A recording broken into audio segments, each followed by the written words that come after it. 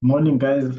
Good day, good evening. Can I get YouTube so you can watch this whenever you feel like it? Look, today's recording, I call it Life's Decorums, right? And it's probably going to be seminal or very telling of the content that I wish to produce this year. Hopefully, there'll be few and far in between. In other words, more like once a month, twice, three times a month if I push it. But I don't want to have a situation where, I'm competing the McG and every week I'm taking out something. And as you guys would have seen, I tend to be a lot more giving of content. I don't have bells and whistles. I still wish I was able to do that. But as someone once said to me, it seems like you just prioritize content, purely content. And that's the case. And that's because some of the stuff that I have to share with you guys, I think for me, is stuff that I wish somebody was saying to me. I know one of the mindsets that I do have sometimes is that this is information that if my brother, little brother, were to watch it, he should feel as if my big brother left some nuggets or some breadcrumbs for me to follow. So I tend to just get to the point. I do make it entertaining at times, but the point of it is that we can put this information out there and it's available for discussion, for debate, for engagement, or purely just for consumption. Today, as I did say, it's called Life's Decorums or the Decorum of Life. And the first thing that I'm going to do is I'm just going to Google decorum so that you can understand where I'm coming from. It says behavior in keeping with good taste and propriety, etiquette. And it says it's an archaic word, particular requirements of good taste and propriety. Then similar to propriety, properness, seemliness, decency, decorousness, good taste, customary behavior, good form, protocol, custom. I'm just going to press propriety so that I can read what that means. Conformity to conventionally accepted standards of behavior or morals. He always behaved with utmost propriety, respectability, correctness, appropriateness, suitability, fitness, rightness. And I know sometimes, especially when you look at some of the definitions, so like conformity, conventionally, some of those words tend to turn some of us off. And the reason I wanted to go to some of the synonyms and to go deeper into a lot of the words is because I wanted you to move away from the contemporary definition of the word and go more to what I always get a sense of what it communicates. And the reason for me saying today's podcast or recording is called Life's Decorums or Life's Little Decorums is because I wanted to speak about what to expect going forward. You'll remember that the first recording for this year was done with Tumelo, and he had asked me a simple question: what to expect in the coming year from the economy, interest rates, will people be keeping or losing their houses, that sort of a thing. And he had basically interrupted about a 5, 6 week meditation on my part as far as it came to thinking about what are some of the things, and when we say content, we cheapen it, but it's more what address would I like to put out there. And some of these things I put out there for myself. Most of the time, I wish I'm putting them out there for males, men. It is unisex information, but I do know that there's a dearth, DEARTH, of information out there for men where we can hold each other to a certain standard that says, guys, asibamadoda nje, it's very difficult for you to find those spaces. Um, I love my women followers. I love the women that listen to my podcast. And I primarily just try speak sense and logic and things with the correct propriety. But if gun were put to my head and I had to pick an audience, I would say I'm speaking to males, 25 to 35, 40 sometimes. And the idea there is, let's build each other. I unshakably hold that the prosperity of Black society will come by strong Black men, supported by well-rounded, nurturing Black women that then build families together. And those families then live out certain principles that have survived the test of time. And hence, that tends to be my audience. I do like to think of myself as a man, first and foremost, but a leader of men at best, meaning that when I do engage on these sort of platforms or when I do have these sort of occasions, I don't take lightly that one day a man will walk up to me, look me in the eye, shake my hand, and say, listen, I agree with you on such and such. I don't particularly look for popularity in that regard. Anyway, as part of the address, I did indicate that at the point in time, I was reading a book called The Great Depression Diary. And at the time, I was hypothesizing some of the things that were going to happen. And I just want to start with an excerpt from the book, right? And this has essentially set the tone for my life's work. And it was so refreshing to see when I came across it. I'm reading again from The Great Depression, a diary. Just to give you a bit of background about this book, Benjamin Roth was a lawyer. He was about in his late 20s, 30s when the Great Depression hit. He was involved in quite a number of deals that either made or unmade him. But he was woke enough to say, let me actually start taking a diary because I can see some of the things that we are going through may have a telling impact on the rest of time and how some of these experiences then are interpreted in future. I believe he went on to write about 10 diaries that covered well over 4 decades, explaining some of the things that went through. And I think he passed away in the 80s, having left a dearth of information. So by the time this gets published into a book, this is a book, one of many. I think this one covers the first decade, 1931 to about 1942, 1945, somewhere there. He had already covered quite a bit. He was done, to be honest. It was his son. What was his son's name? Daniel B. Roth, who then handed those diaries to an editor and said, I think these would be worth something out there in the market. In the introduction by the author James Ledbetter, one of the simple sentences that capture what is about to unfold in these diaries is a question that Benjamin Roth invoked in the editor. And the question reads as follows. Benjamin Roth's writing asks a central question, namely, how should an honest, prudent person create wealth, protect it, and build it over the course of a lifetime? And you and I know that in today's world, and I can tell you now, I can guarantee you, having read the book and continuing to read the book, it was exactly the same in the 30s, 1930s. It was exactly the same in the 1800s if you read biographies. And no doubt it will be the same 100 years from now, where as a young man, you'll always be ambitious and you'll always be trying to climb the ladder and gain some source of income.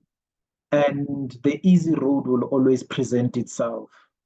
And I can tell you now that what Benjamin Roth then invokes as the central question of his works is something that all of us start with Some of us keep it, but many do wander off it. But even in that wandering off it, I am always careful to understand that even that man that has wandered off, if you sit down with him, it was a trade-off of priorities and a trade-off of requirements. And even he would think himself justified why he has wandered off and made money in nefarious ways, in ways that are not common to you and I. And so, hence, I want to talk about this concept of decorum and borrowing again from that question.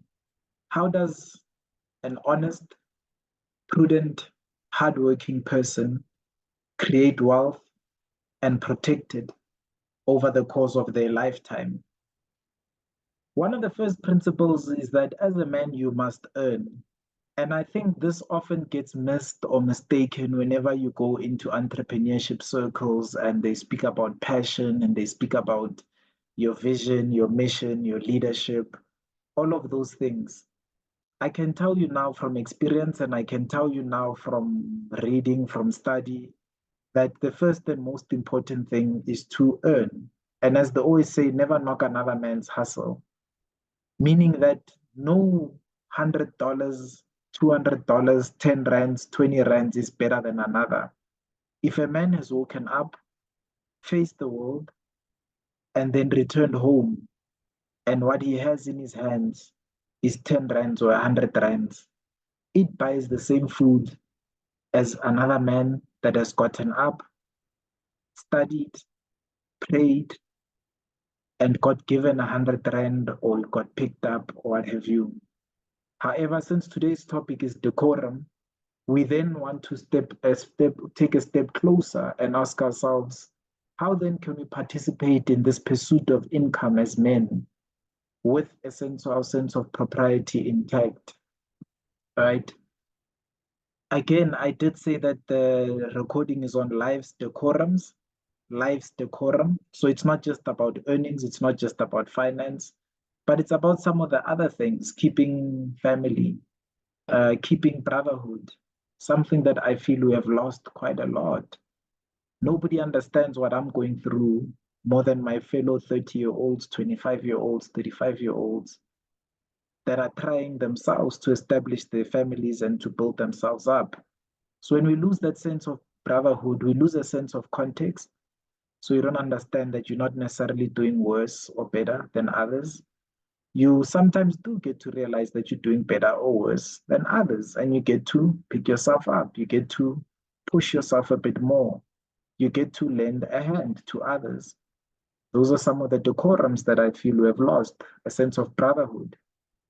Another one would be a sense of integrity when it comes to the quality of work that you do.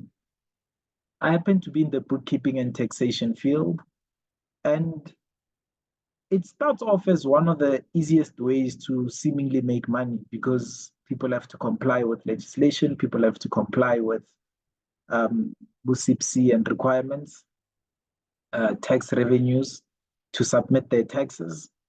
And essentially, it seems easy to just help somebody submit a tax return and get your quick buck.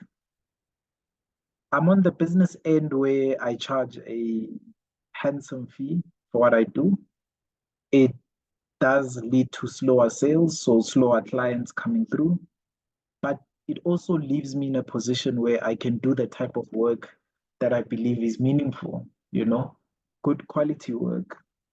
And one of the things that often beguiles me or gets to me when I pick up a set of financial statements of a brand new client is looking at the mess that somebody would have done before me for a quick buck, such that when the client says to me, "Oh, but you're on the pricey side," I look at the books and I think, of course I am. Look what cheap got you, you know?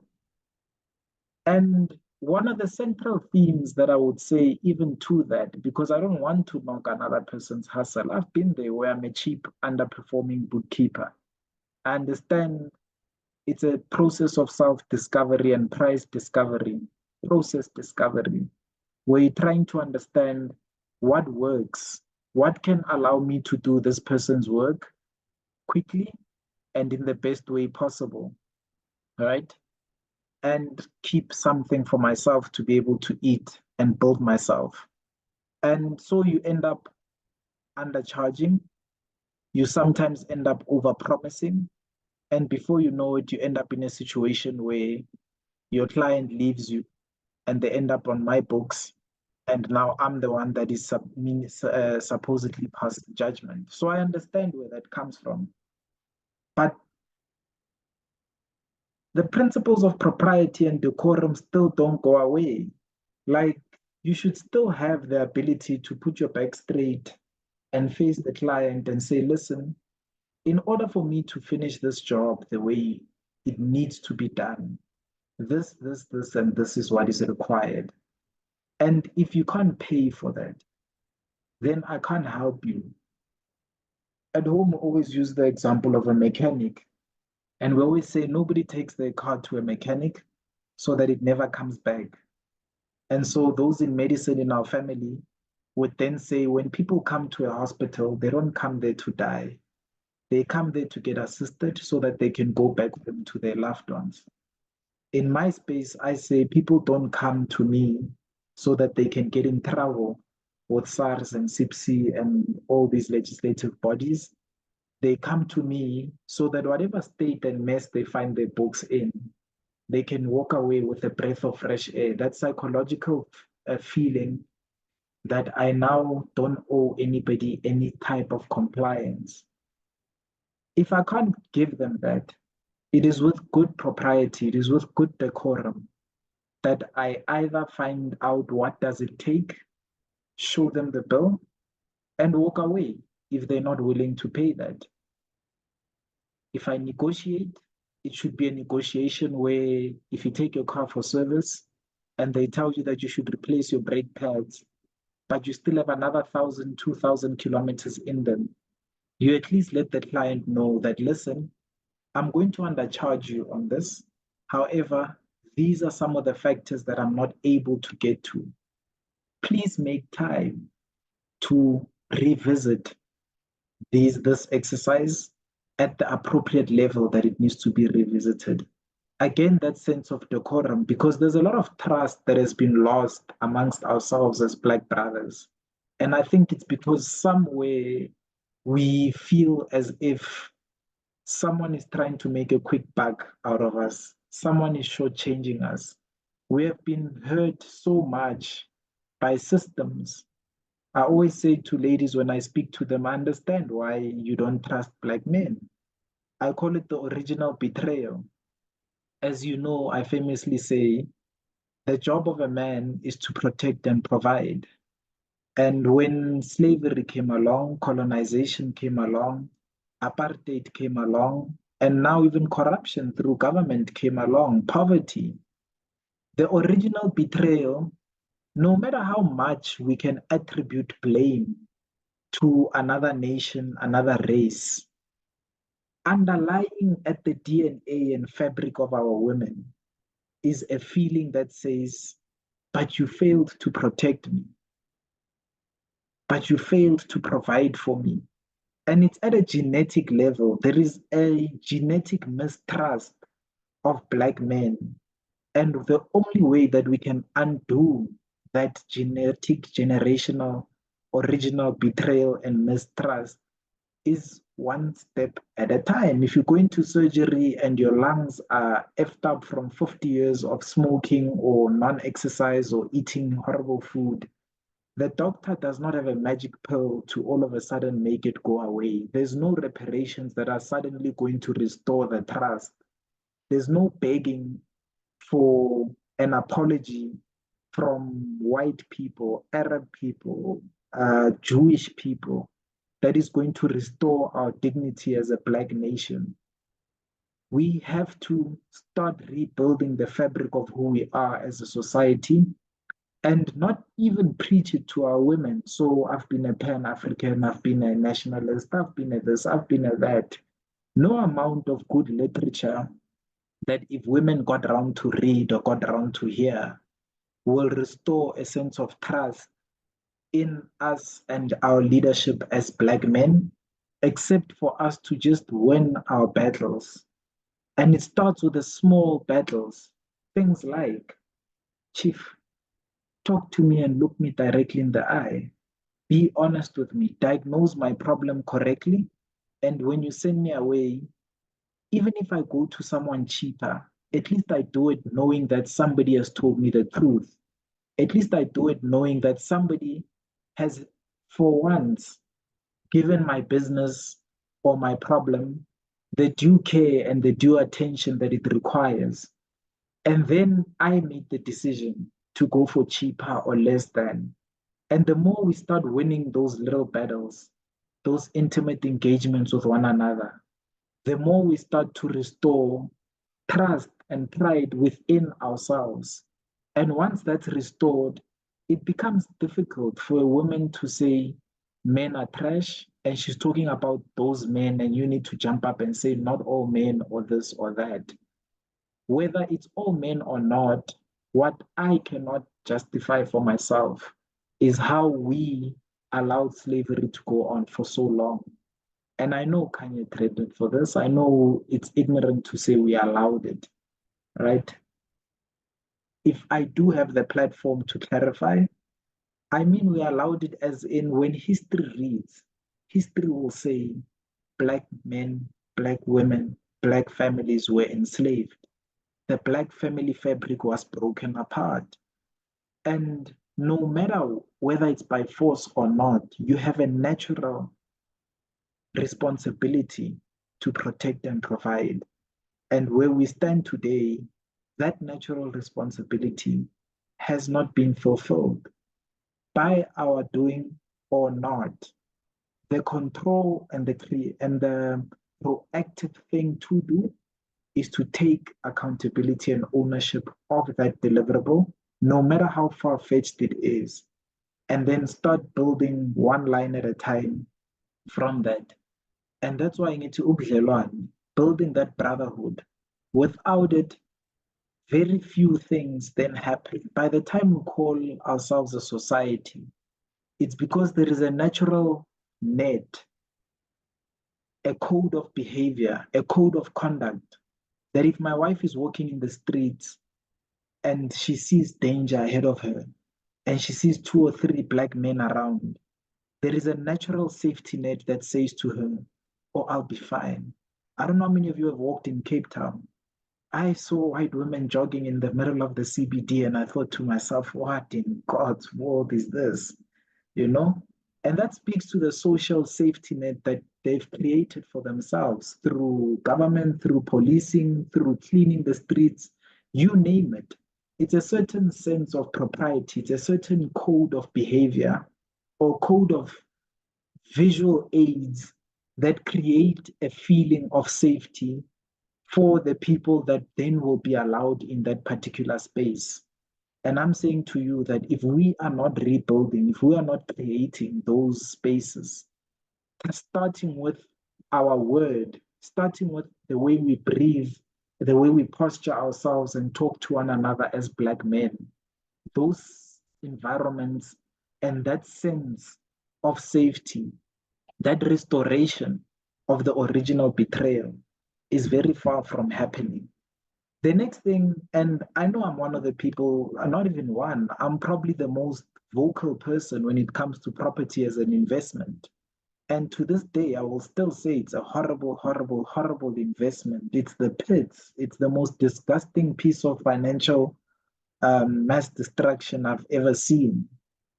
However, buying your family a home, getting your family a home from a security perspective, from an ability to put a woman at ease so that she can flourish in her natural element is one of the most non-replaceable instruments available to you as a man.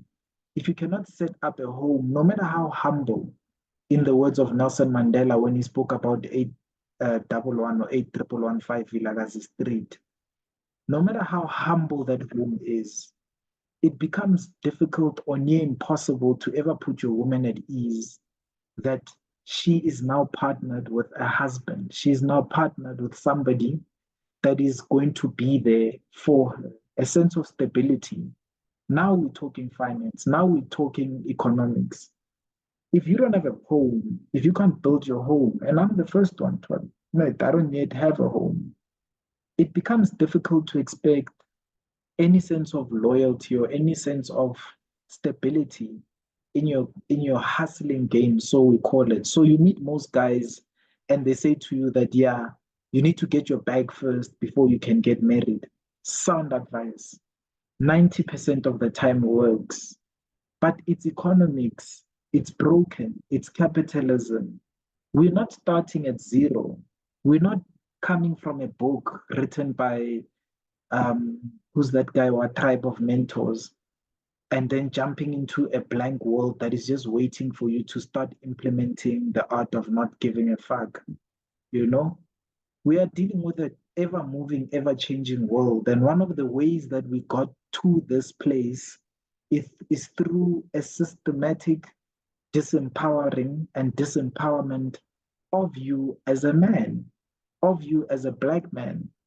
And so if you think you have to wait until you've got your bag right to get married, to start building a home and start having a family, I probably would be one of the people that have advised you and will continue to advise you that from a financial perspective, that's how we go about it.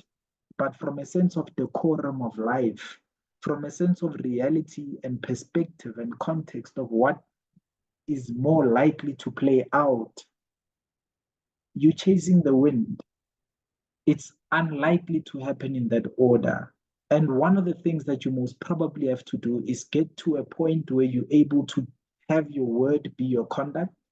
So, starting with that brotherhood, starting with that ability to say to someone, this is what it takes for me to do your work.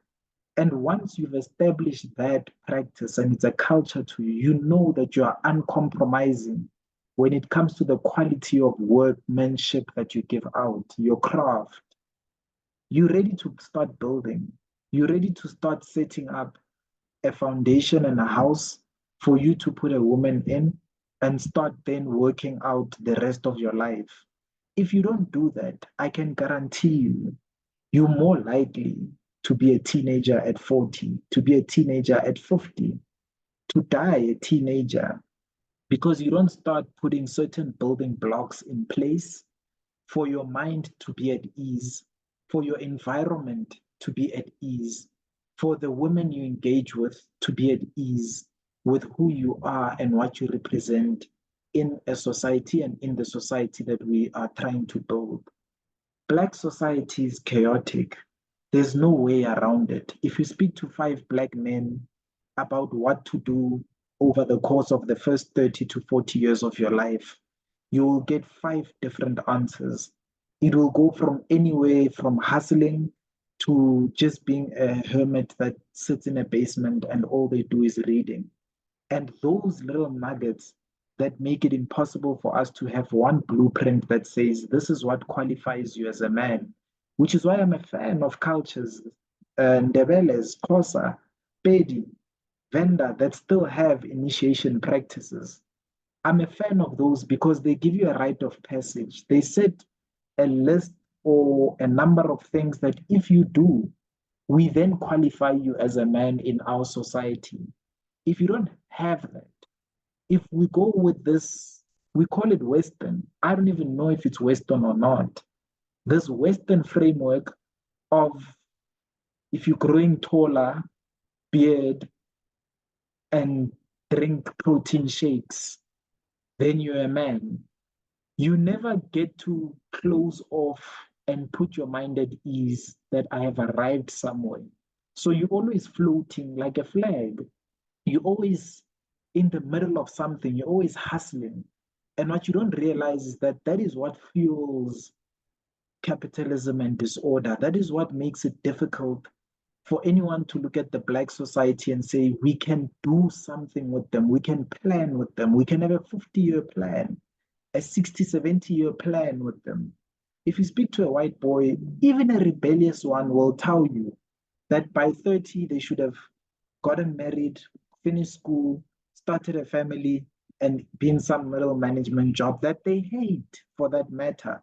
But that creates a sense of stability, a sense of unchaotic building, a sense of we can enter into a contract with this person because we know where they will be and what they will be doing, but also a sense of they have a code by which they live by. These are just some of the decorums of life.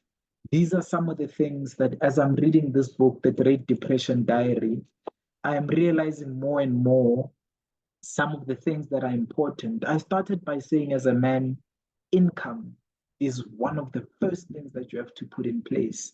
Without income, any advice is essentially useless.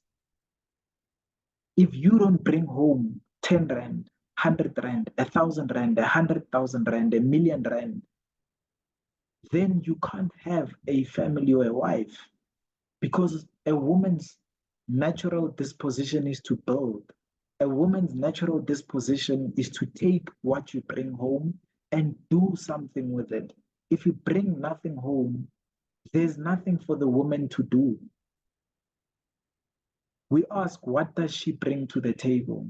Very valid question. And the ladies that think, oh, wow, you're endorsing this. Yes, I am.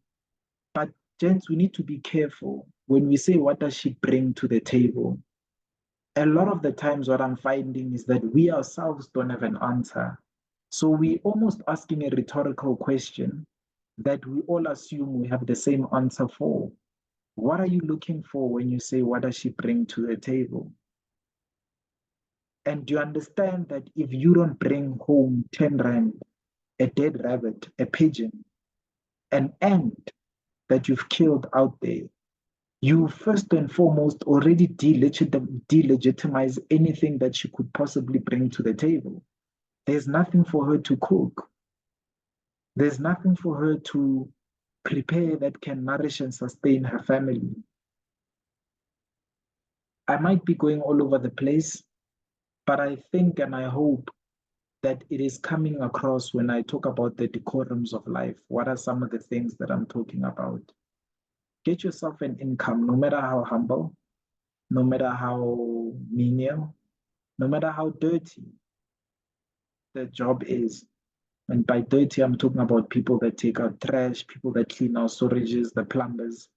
That is some of the most unappreciated jobs that are occupied by men that build homes, that start something, that build a family. You can start planning. If you earn 1 rand and you say, I'm going to grow by 20% every year, we can start doing something. We can plot that by year 5, you'll be at 5 rand. And for the type of man you need to be to earn 5 rand, this is what you need to do.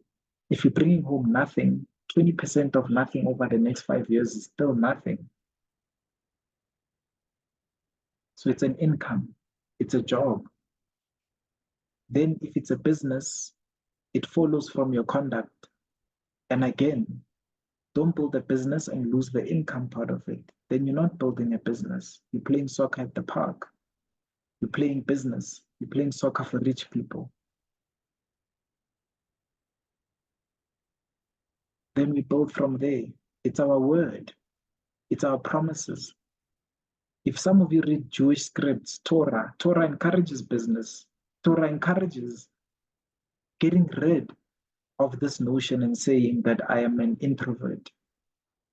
Nobody's an introvert. Maybe naturally, initially, you may start out a little shyer than another person, but you have to build yourself out of it. That's what ubudlelwano is here for, to improve each other as men, to show each other how far we've been, some of the lands, some of the practices that we've seen, and implement the best of them in our society, discard the worst of them. In that regard, one of the things that I like saying when it comes to the slavery argument, as I speak about the original betrayal, I like to frame it as we lost, not as it was stolen. Our land wasn't stolen, we lost our land. Someone came and they engaged in warfare according to their rules, which were barbaric, which were thievery, but it was a war. And the fact that they ended up with land and we ended up with nothing means we lost. We failed to protect our land. And then once you engage with other men, other black men, other white men, Jewish men for that matter, that have gotten their land back or that have kept their land, you can start to see that, oh, in combat, I did this. So then now I know not to do that. One of my favorite stories last year was finding out how much cattle my great-grandfather had, great-great-grandfather had, my grandmother's grandfather. And when I asked her, what did you do for a living? And she said he was a general worker in a sugar mill. And I said, Gogo, how did she get so many cattle? And says, oh no, it was really simple. Every month he would put away a piece of his salary. And after a year or 6 months, he would buy a cow. And then he would look after it and he would make sure that we look after it. And then one became two, two became three, three became five, five became seven, seven became 12, 12 became, and the maths. By the time he died, he had over 400. Just cattle alone. We're not counting sheep, we're not counting chickens, we're not counting fields of rice, we're not counting spices. And it comes from that basic principle of saying, first and foremost, as a man, have an income. And from that income, we can start doing something. We can start building. We can start planning. We can start improving. We can sometimes protect. But it's a sense of decorum. It's a sense of proprietyness. It's a sense of a back straight, look another man in the eye and say, this is I'm going to achieve. And I'm going to achieve it in the right way.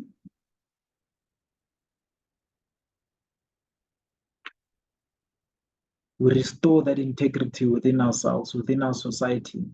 Now it starts to mean something. When another man opens with, hi, I'm married and I live in so and so place, it says something.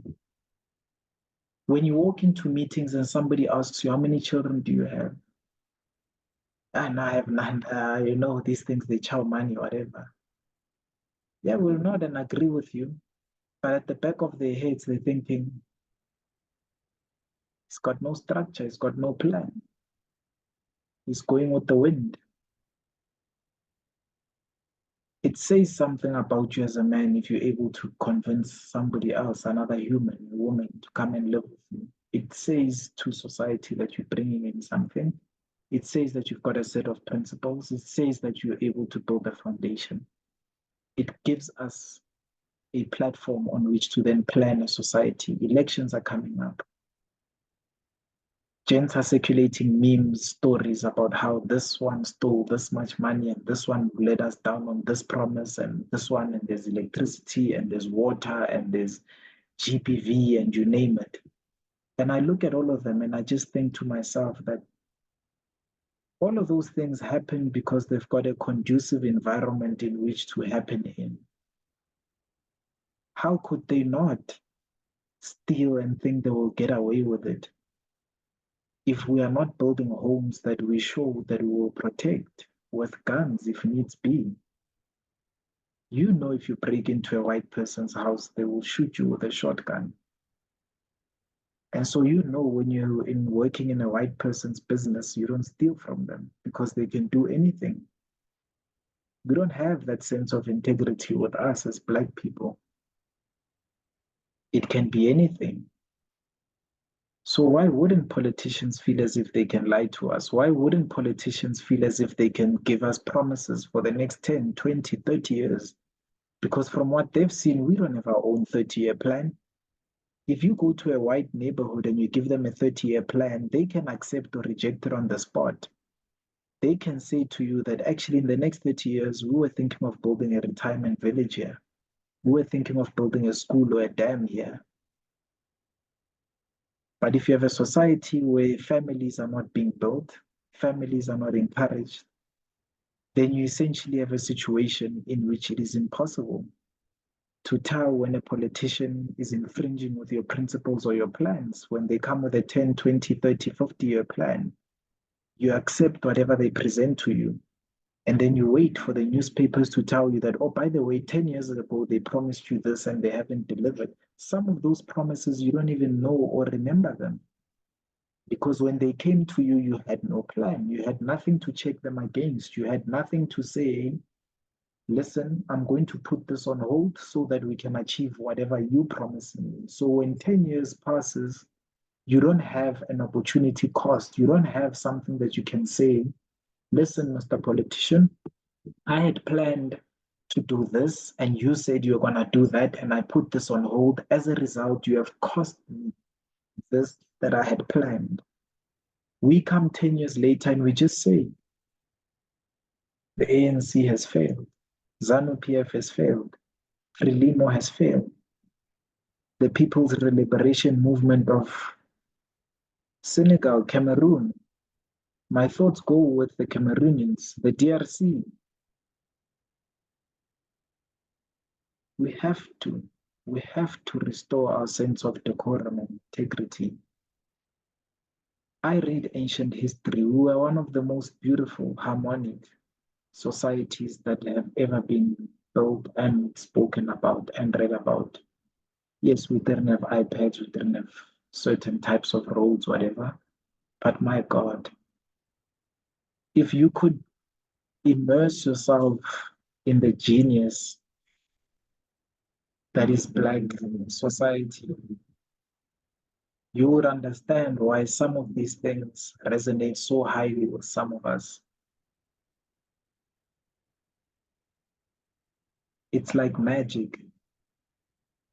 But I'm not going to sell you on magic because we actually have got real day-to-day problems that are stopping or failing us from even getting to step 2. We can't even feed our women and children. How do I even start to tell you about space travel? And it's impossible. We need to restore that societal fabric. We need to restore that decorum of life. I'm going to close off this broadcast by reading one of the favorite poems in my life. I got it from my father. He got it from his father. And when he gave me this poem, he said, listen, it may mean something or nothing to you, but this has stood me the test of time. And the minute I read it, I knew that it definitely means something to me. And I've often gone back to it whenever I've just needed just that touch back again with a text that I know resonates with my core of who I am as a person, as a man. That free giving spirit, that energy that says to birds, you are safe in my space. Birds must sing in your presence. Those are some of the things I can't talk to you about because we can't feed our women and children. How do I then talk to you about the fact that you need to give provision to the birds of the sky? God gave you that power. He entrusted you with that dominion over the fish, over the dogs. We complain that white people value dogs' lives and animals more than actual human beings. And I say to you that, listen, it's very difficult to comprehend where some of these things are coming from if you can't feed your wife and your children. So we are correct that it doesn't seem like it makes sense. But I can tell you there's a certain sense of provision, a certain sense of being that someone who's able to provide crumbs for birds, shelter, water for birds to come up. I've built a garden here. And I can tell you there is nothing more satisfying than to be sitting outside in nature and to see a bird fly down, one of the most beautiful, colorful birds fly down to come and drink from a small puddle of water that is there because you made it happen, because you watered the grass or you built an irrigation system and it goes off at the correct enough time that it waters the grass and leaves a little bit extra for the birds. and they come and eat in your kingdom. If the birds feel like they belong, what more the human beings in that environment? And I'm saying I can't talk to you about those things if we're still hustling, if we still flags in the street, except Jordan time, next sharp, next, then time, every Friday, then time.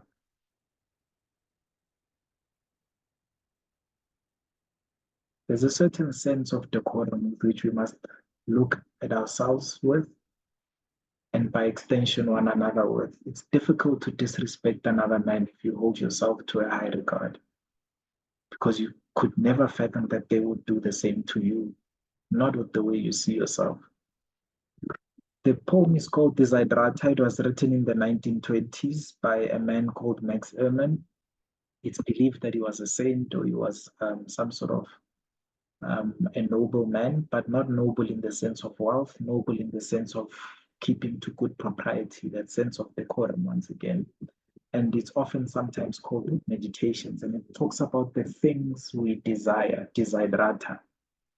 It says, go placidly amid the noise and the haste, and remember what peace there may be in silence. As far as possible, without surrender, be on good terms with all persons. Speak your truth quietly and clearly, and listen to others, even to the dull and the ignorant. They too have their story. Avoid loud and aggressive persons. They are vexations to the spirit, they are irritations to the spirit. If you compare yourself with others, you may become vain or bitter, for always there will be greater and lesser persons than yourself. Most of us are struggling with this next one. Enjoy your achievements as well as your plans.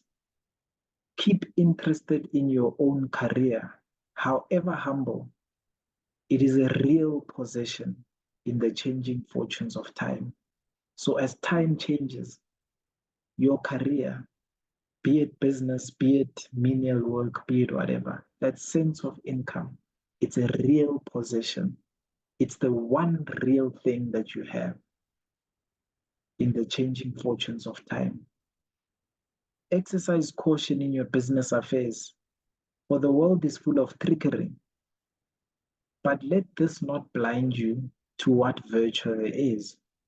So the fact that the world is full of trickery must not make you blind to the fact that there are good, honest opportunities available. Many persons strive for high ideals, and everywhere life is full of heroism. Be yourself. Especially do not feign affection. Don't buy affection. Don't fake yourself so that you get affection. Be yourself. Neither be cynical about love. Don't swear love away. Yes, if you and I logically sit and talk about love, as Shakespeare said, it's a sickness. Desiderata says, neither be cynical about love, for in the face of all aridity and disenchantment, it is as perennial as the grass. That means that if you've ever worked a field, there comes a time when it is just pure dry and there is no hope. In those moments, love is as perennial as the grass. It's one of those pure forms that they arrive at you with, they arrive at you in that moment of dryness, and it feels like, oh, what a place to be. A foolish concept, a sickness, as Shakespeare says. But in the face of all aridity and disenchantment, it is as if it is the greenest grass you have ever seen. Take kindly the counsel of the years, gracefully surrendering the things of youth. Nurture strength of spirit to shield you in sudden misfortune. Again, another one that we struggle with. Building your spirit, making it strong For some, it's religion. For some, it's going to church. Revising texts like these, instilling that sense of kingliness, that sense of timelessness, which is why I read ancient history, so that I have a sense of spirit. I have a sense of me that says that, listen, this is who I am in the continuum of space and time. I occupy space. I permit time. And the reason you develop that strength of spirit is to shield you in sudden misfortune. When you lose a child, when you lose a loved one, when you're dead broke, your sense, your strength of spirit is that thing that still allows you to hold your head up high and still say, listen, in the 10 generations of my ancestors, I'm not the first one to be in this position. And we have thrived. We have lived on and on and on. I am here today. Nothing fills me with a greater sense of being than to know that what I'm going through, far better men have been through it too, and I still remember them well. It's that strength of spirit. And it says, but do not distress yourself with dark imaginings. Many fears are born of fatigue and loneliness. So as you build your strength of spirit, because it's going to be there for you in sudden misfortune, don't get lost in thinking about, oh, what if this dies? Or I can't afford to lose my child. Or I can't, if some of those things, those fears, they're often born of fatigue and loneliness. Again, going back to do not be cynical about love. Rest. Go and be with a woman and listen to her sweet voice as she tells you, I believe in you, in the face of all aridity and disenchantment. You may find that those fears that you currently are playing out in your head, as they say, a fool dies 1,000 deaths. It may be born of fatigue and loneliness. So get rid of the fatigue, rest. Get rid of the loneliness. Find yourself warmth in the embrace of a woman. And if you're a woman, obviously a man.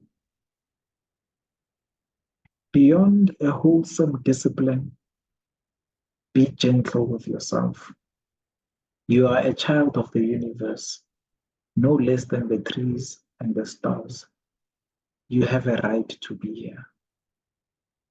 And that's one of the passages that almost, while we've been building this image of a strong, principled, noble man that's there for all of us, it almost seems as if to say, okay, but you can, relax, let go. But this faces the reality that one of the things that men do when they fail to meet their standards is to kill themselves. We know we have a pandemic of men that kill themselves because they fell short, or because they fell short, or because life was harder on them than it should have been. Desiderata says, be gentle with yourself in those moments. You are a child of the universe, no less than the trees and the stars. You have a right to be here. And says, and whether or not it is clear to you, no doubt the universe is unfolding as it should. Therefore, be at peace with God, whatever you conceive him to be, and whatever your labors and aspirations. In the noisy confusion of life, keep peace in your soul. No matter what you're fighting, no matter what you are trying to get to, that hustle, that grind, that push, that ambition, always keep peace in your soul. Be able to put your head down at night and sleep a sleep of kings. In Venda, they say, there are dead. It also means rest in peace because you are sleeping the sleep of chiefs. But it also means a sleep so peaceful. It can only come from the soul. It's a royal sleep. So it says, whatever your labors and aspirations, in the noisy confusion of life, keep peace in your soul. With all its sham, drudgery, and broken dreams, it is still a beautiful world. Be cheerful, strive to be happy. And this was written by Max Ehrman, and it's copyrighted 1927, about 4 years before this book started detailing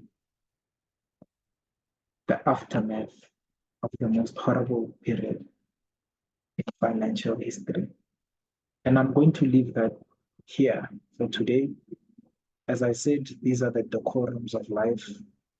These are those little actions, those little principles that hopefully underpin a society that is in good standing, a society that will one day emerge and be able to say that, listen, when they speak about Black men, when they speak about Black families, they are speaking about us, people that hold themselves to this sort of conduct. I'm Chairman Law. It's been an honor to have your attention. It's been an honor to be able to converse with you.